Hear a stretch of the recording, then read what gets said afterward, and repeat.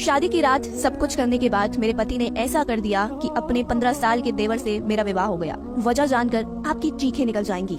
शादी की रात मैं बहुत परेशान थी क्योंकि मुझे शादी के नाम से ही डर लगता था। क्यों, ये मैं नहीं जानती थी, लेकिन मुझे हमेशा ये सोचकर डर आने लगता था कि पति न जाने पत्नी के साथ बंद कमरे में क्या व्यवहार करता है। शादी मुझे एक गुलामी लगती थी। जो औरत शादी के नाम पर सारी जिंदगी गुलामी करती रहती है, उसकी एक बहुत बड़ी वजह ये थी। वो था मेरा गुजरा हुआ दिन। मैं अभी पिछले बातों को याद कर रही थी जो बहुत भयानक था। तभी कमरे का दरवाजा खुला। सामने आने वाला इंसान मेरा पति था। मेरा दिल उसे देखकर सूखे पत्ते की तरह हो गया था। एक लड़की को अपने पति को लेकर क्या ख्वाहिश होती है, ये मैं नहीं जानती थी। ये जानती थी कि मर्द एक दरिंदे का नाम है जो शादी के नाम पर औरतों पर जुल्म के पहाड़ डालते हैं। मुझे मर्दों से इस कदर डर लगता था कि मैं किसी महफिल में जाने से भी डरती थी और घबराती थी। कोई लड़का मुझे देख लेता तो मेरा खून खौलने लगता था। मैं खुद ही वहाँ से गायब हो जाती थी। और आज तो मेरे लिए कोई रास्ता ही नहीं था। मैंने अपनी मम्मी से बहुत बार कहा था कि वो मुझे शादी के लिए मजबूर ना करे, मेरी शादी किसी से भी ना करवाए। मैं किसी मर्द के साथ जिंदगी गुजारने के लायक ही नहीं हूँ। मुझे मर्द जात से डर लगता है, लेकिन मेरी माँ ने मेरी एक नहीं सुनी। शादी के वक्त मैं बुरी तरह से कांप रही थी। आज की रात का डर मुझे इस तरह था कि मैं विदा होने से पहले ही नींद की 3-4 गोलियां खा चुकी थी ताकि अपने ससुराल में जाते ही मैं सो जाऊंगी। लेकिन उस वक्त कमरे में बैठे मेरी आंखों में नींद का नामो निशान नहीं था। मैं सोना चाहती थी, लेकिन मुझे डर की वजह से नींद ही नहीं आ रही थी। और अब तो मनीष मेरे कमरे में आ चुका था।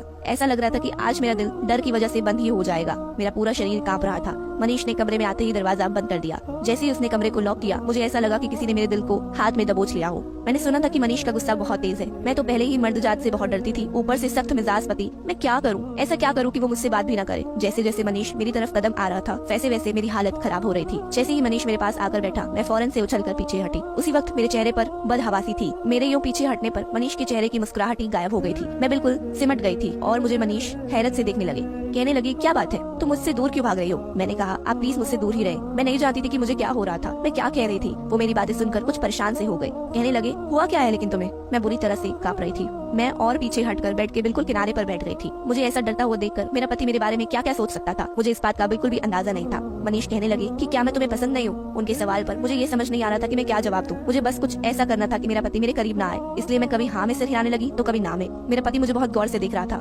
मनीष गुस्से से बोले कि अगर तुम्हें किसी और से मोहब्बत करी तो फिर तुम्हें मुझसे शादी करने की क्या जरूरत थी? ये सुनकर मेरी आंखों में से आंसू बहने लगे। मैंने कोई जवाब नहीं दिया। मनीष उठकर खड़े हो गए और अलमारी से अपना कपड़ा निकाला और वॉशरूम में चले गए। मैं ये सोच रही थी कि कैसे इन्हें बताऊं कि मुझे शादी से डर लगता है। जब वो वॉशरूम से बाहर आए तो तुरंत बेड पर लेट गए। मैंने ये देखकर सुकून की सांस ली थी। मैं उठकर अपना कपड़ा बदली और मैं भी बेड की दूसरी तरफ लेट गई। मुझे लगा कि मनीष सो चुके हैं, लेकिन ऐसा नहीं था। मैं सोने के लिए लेटी तो मनीष मेरी तरफ करवट बदले और कहने लगे कि क्या तुम्हारे दिल में कोई और है? तुम किसी को पसंद करती हो? न जाने क्यों मुझे ऐसा लगा जैसे वो बहुत परेशान है। मैंने कहा, नहीं, मैं किसी को पसंद नहीं करती।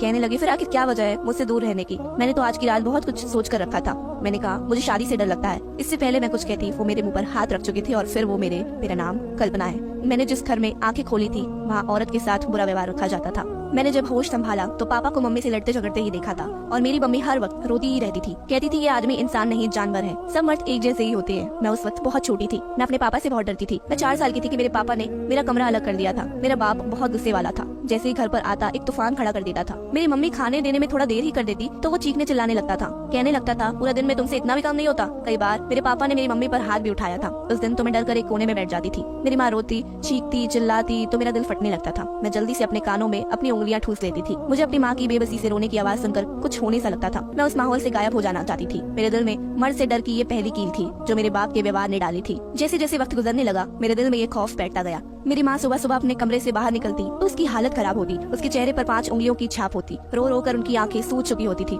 जब भी मेरे पापा मेरी माँ के साथ कमरे में होते, मेरी माँ की रोने की आवाज आ रही होती थी और मेरे पापा की चिल्लाने की आवाज आती रहती थी। मुझे उस बंद कमरे से बहुत डर लगता था। मैं उसी डर के साथ स्कूल से कॉलेज पहुंची थी। जैसा माहौल मुझे मिला था, मुझे किसी पर भी भरोसा नहीं होता था। एक बार मेरी दोस्त बैठी तो शादी की बातें करने लगी। हमारे ग्रुप में एक लड़की शादीशुदा थी। वो हमेशा चुप चुप सी रहती थी। उसकी आंखों में मैंने उदासी देखी थी। उसका नाम अर्चना था। एक बार मेरी एक दोस्त ने अर्चना से पूछा कि शादी क्या होती है, तो वो कहने लगी, शादी मर्द के अत्याचार को देखने का नाम है। उस लड़की ने हैरत का इजहार किया था। वो कहने लगी, सच कह रही हूँ, मर्द को औरत पर जुल्म करने में बहुत मजा आता है। औरत को तकलीफ देकर वो खुश होता है। वो कहने लगी, मुझे नफरत है पति नाम की दरिंदे से, जिसकी दरिंदगी शादी की रात ही शुरू हो जाती है। मैं उसकी बात सुनकर कांप सी गई थी। मेरी आंखों के सामने मेरी माँ का जख्मी चेहरा घूमने लगा। मुझे यकीन होने लगा था कि मर्द औरत पर जुल्म ही करते हैं। उसके बाद मैंने एक बार अर्चना से पूछा कि उसका पति उसके साथ क्या कुछ करता है, तो वो कानों में हाथ लगाने लगी। कहने लगी, मत पूछो कल्पना, वो एक दरिंदा है। उसके बाद उसने मुझे अपने बाजू से कपड़ा उठाकर दिखाया जिस पर दांतों की गहरी निशानी परेशान थी। उसके पास ही गहरा जख्म भी था। मैं ये देखकर काम गई थी। क्या मर्द ऐसे ही होते हैं? वो कहने लगी, ये गहरा जख्म जानती हो कैसे पड़ा है? वो जख्मी सी मुस्कुराहट चेहरे पर सजाकर बोली। उसने जलता सिगरेट मेरे बाजू से बुझाया था। ये सुनकर तो मेरा दिल धड़कना ही भूल गया था।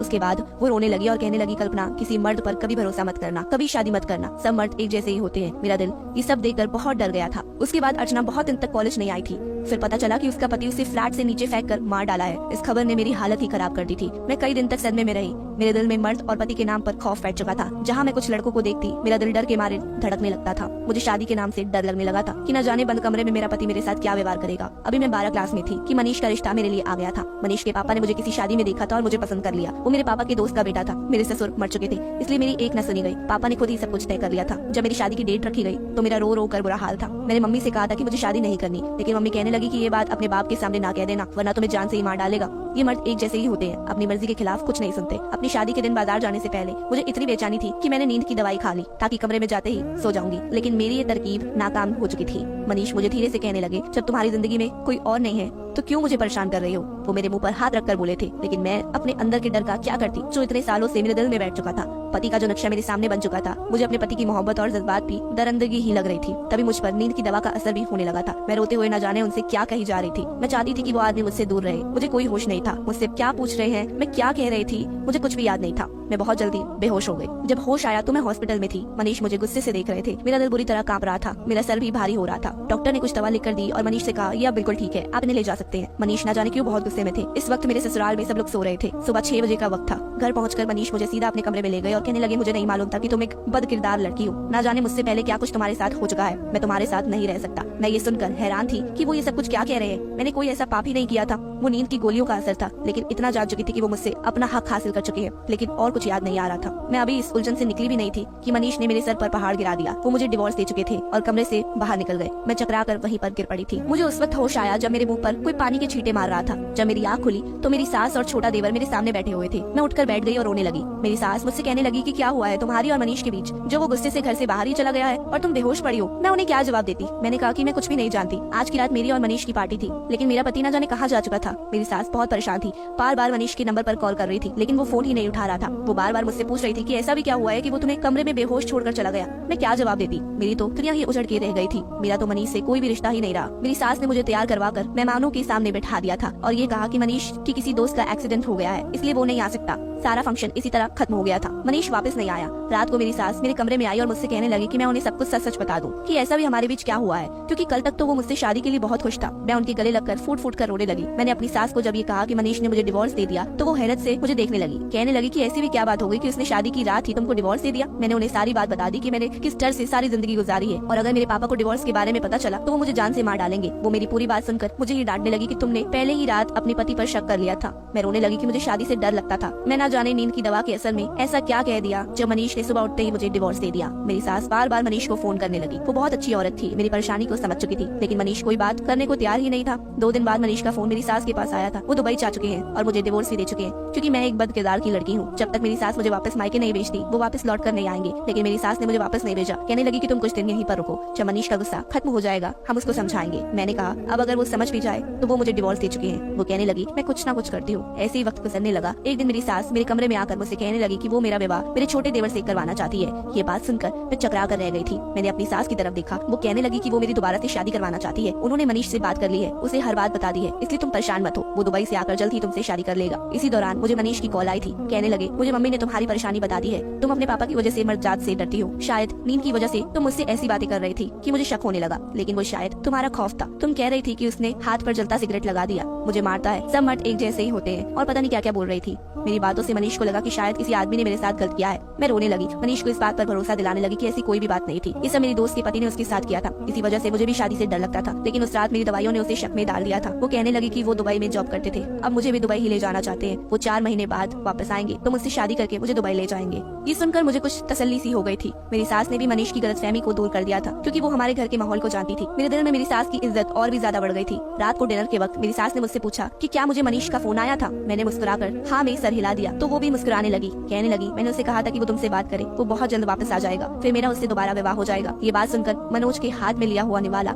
रुक गया था। मेरी सास कहने लगी कि तुम रोज मनीष से बात किया करो ताकि जो भी गलतफहमी है वो दूर हो जाएगी। ये सुनकर मनोज न जाने क्यों खाना बीच में छोड़कर ही चला गया। ये बात मैंने भी महसूस की थी और मेरी सास ने भी, लेकिन मुझे लगा शायद उसे कोई जरूरी काम आ गया होगा। मैंने इस बात पर ध्यान नहीं दिया, लेकिन फिर मैंने महसूस किया कि वो मुझे अजीब नजरों से देखने लगा है। पहले तो मैंने इस बात को इग्नोर कर दिया, लेकिन फिर मुझे उसकी नजरों ने बेचैन कर दिया क्योंकि मुझे अजीब नजर से देख रहा था। एक बार मैं किचन में काम कर रही थी, मेरी सास सो चुकी थी, मैं किचन में बर्तन धो रही थी कि मनोज किचन में आया। वो मुझे कहने लगा कि मेरे लिए एक कप चाय बना दो। ये कहकर वो किचन से बाहर नहीं गया, बल्कि वहीं पर टेक लगाकर खड़ा हो गया और मुझे देखने लगा। उस वक्त वो मुझे बहुत परेशान लग रहा था, उसका यूं देखना मुझे बर्दाश्त नहीं हुआ। मैंने कहा मनोज तुम बाहर जाकर बैठ जाओ, मैं चाय बनाकर तुम्हें दे दूंगी, लेकिन वो मेरी बात सुन ही नहीं रहा था। वो मुझे देखे ही जा रहा था। मैं जल्दी से बर्तन धोने के लिए तेजी से हाथ चलाने लगी और उसके लिए चाय चूल्हे पर चढ़ा दी। मैं चाहती थी कि जल्दी से चाय बनाकर दे दूं ताकि ये यहाँ से चला जाए। उसकी तरफ चाय बढ़ते हुए उसने मेरा हाथ ही पकड़ लिया। मैं फौरन अपना हाथ खींच ली और वो मुस्कुराकर बाहर चला गया। मुझे उसकी इस तरह की हरकत पर बहुत हैरत हुई। क्या वो पागल था कि क्या बदतमीजी थी? वो जानता था कि मैं मनीष की पत्नी हूँ, लेकिन अगले दिन मुझे मनोज की हरकतों ने परेशान करके रख दिया था। उसने पहली बार मेरे कमरे का दरवाजा बिना बेल बजाए खोला था और अंदर आ गया। मैं उस वक्त मनीष से फोन पर बात ही कर रही थी। मनोज को देखकर मैं चौंक सी गई थी। उसने मेरे हाथों से फोन छीन कर बंद कर दिया और अपनी पैंट शर्ट मुझे थमा कर कहने लगा भाई से बाद में बात कर लीजिएगा, पहले इसे प्रेस कर दो, मुझे सुबह जल्दी जाना है।